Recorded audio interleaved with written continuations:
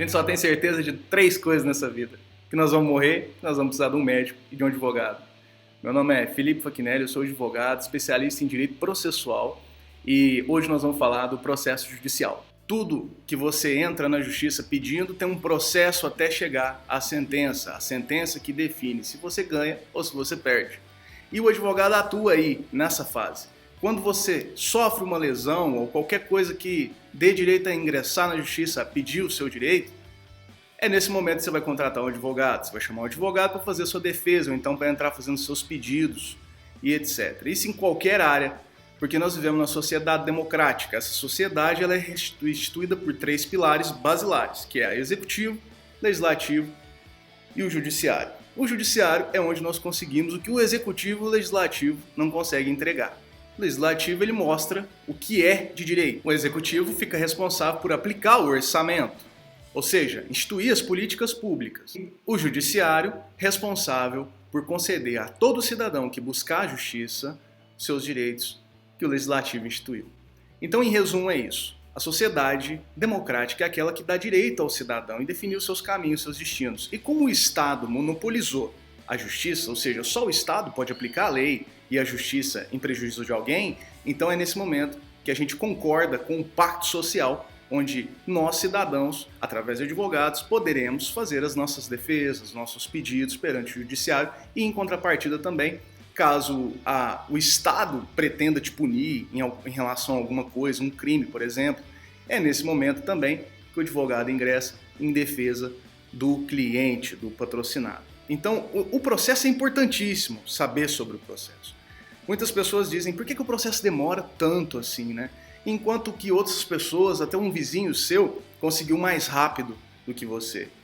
Mas é muito criterioso, é muito delicado tratar sobre esse assunto, porque cada lugar é de um jeito, cada processo é de uma maneira, cada processo tem seu DNA. Outro fator causador da demora do processo é a oposição, o conflito.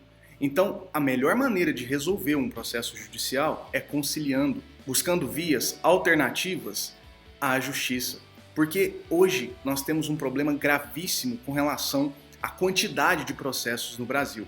Nós temos cerca de 10, 15 mil processos por juiz. Então, a gente não é especial. Isso é importantíssimo saber. O trabalho do advogado nas vias conciliatórias é indispensável quando há possibilidade de fazer. Porque às vezes também é impossível conciliar, então só via justiça. Tanto que o processo, o Código de Processo Civil vigente hoje, ele ordena que o juiz marque uma audiência de conciliação primeiro, antes de marcar a audiência de instrução do processo. A audiência é essa que vai ser ouvida as testemunhas, as partes e quem mais for necessário ouvir. Perito judicial é nesse momento também que se ouve. Então, essa demora, ela ocasiona pelo fato de haver pedidos contrapostos, ou seja, pedidos conflitosos, aqueles que se chocam.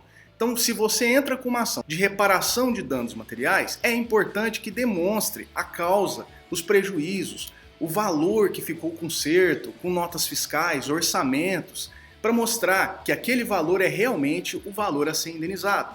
Também é importante demonstrar o nexo de causa, ou seja, quando foi o momento exato em que o acidente aconteceu e quem deu a causa, como aquela causa se deu, como originou, tem vídeo, tem filme, tem BO, tem boletim de ocorrência registrando a versão das duas partes. Isso é importante, porque no momento em que for fazer a análise para decidir, ele vai analisar isso. O juiz, é claro, vai analisar todos esses fatores. E quando ele identificar que realmente houve o ato lesivo por parte do réu do processo e também verificar que ele deu causa com a sua conduta naquela situação onde o veículo foi deteriorado e foi necessário gastar R$4.000, o juiz vai condenar aquela pessoa.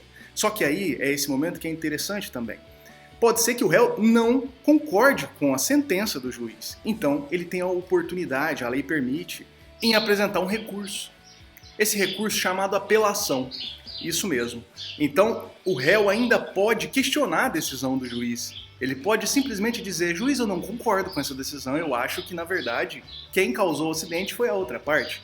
Então, ele vai apresentar um recurso ao tribunal, e esse tribunal, dependendo de cada estado, é claro, vai para análise do desembargador.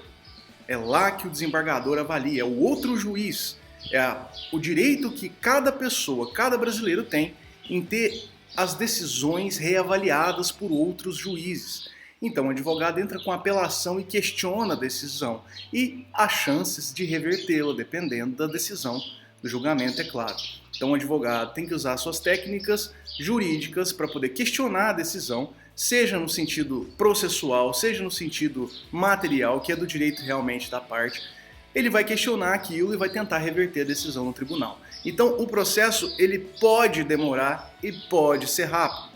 Por esse o motivo em que eu digo e repito que as vias conciliatórias são o melhor caminho para quem quer resolver as coisas rápido. E depois de tudo isso, se na hipótese em que a apelação, que a outra parte entrou contra você e perder essa apelação lá em cima, aí o processo volta para o primeiro juiz e aí é onde você manifesta o interesse em executar a sentença do juiz, cumprir a sentença do juiz. Então começa outro processo.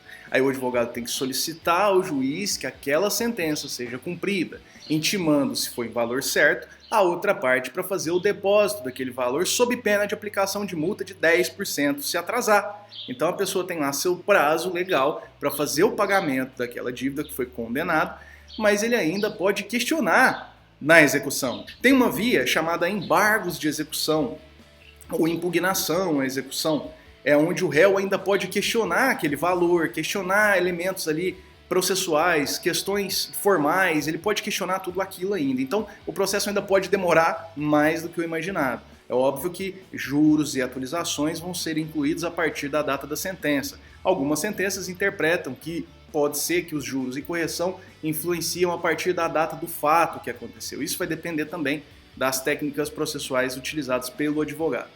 Em resumo, meu pessoal, é isso que eu queria falar para vocês. Basicamente, o processo civil, as relações que nós temos no dia a dia, os constrangimentos, os danos morais que a gente pretende pedir pela violação à sua imagem, à honra e etc., eles seguem esse rito, esse processo.